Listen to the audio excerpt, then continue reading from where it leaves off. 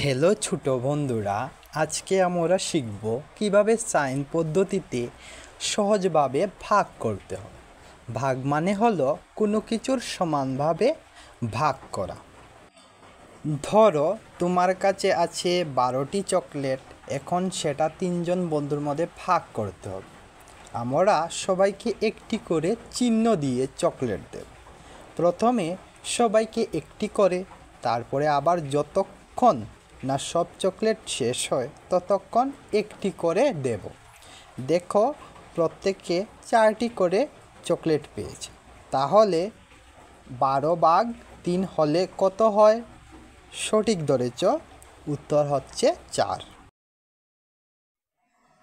চলো এবার 15/5 করি। 15টি স্টারকে 5টি দলে ভাগ করো। দেখো, প্রত্যেক দল পাচ্ছে 3টি করে, তাহলে 15/5 সমান 3।